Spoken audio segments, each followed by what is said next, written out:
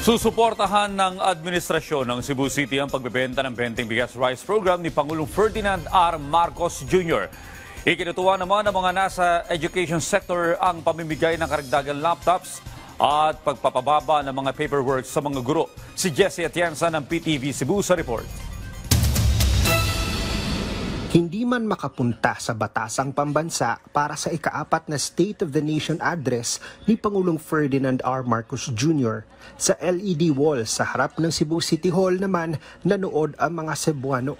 Kasama sa mga nakinig ng SONA ang naka-leave na principal na si Sir Eladio. Tumatak sa kanya ang sinabi ng Pangulo ng karagdagang laptop units at mas pinalawak na Wi-Fi connection sa mga paaralan.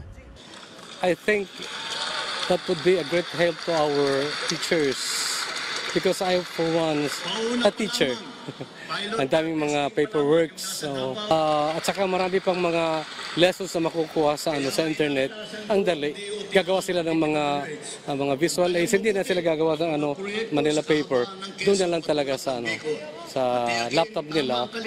Lalo na sinabi niya magkakaroon ng libreng wifi. Ikinagalak naman ni Cebu City Mayor Nestor Archival ang pahayag ng Pangulo na magsumite ng report ang DPWH sa mga flood control projects sa nagdaang 3 taon para sa auditing. I'm very happy regarding that. Kaya ang DPWH, naamang yun sila project about drainage, no? Program sa syudad. At the same time, ato nang ising sa drainage program nato sa syudad sa Subo. Happy ko na, indot kayo. Na-synchronization. Dagdag ni Archival, ginagawa na rin ng hakbang ng LGU ang pagbebenta ng Benteng Bigas Merona Rice Program ni Pangulong Ferdinand R. Marcos Jr. At nako og suwat gikan sa Department of Agriculture. O niya akong ipasa sa opisina ni Konsehal June Alcober o ni Naisa Archival. Ingon si June Alcober ilang tagaan og aksyon. Because ako silang giingnan nga sa karon nga programa na ay certain kanang amount nga i-shoulder ang syudad about 650 or 675.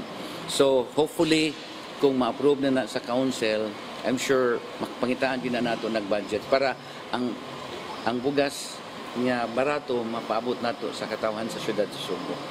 Umaasa mga Cebuano na sa nalalabing taon ng pamumuno ng Pangulo ay patuloy na maipaparamdam ang pagkalinga sa taong bayan. Para sa SONA 2025 Integrated State Media, Jessie Atienza ng PTV Cebu.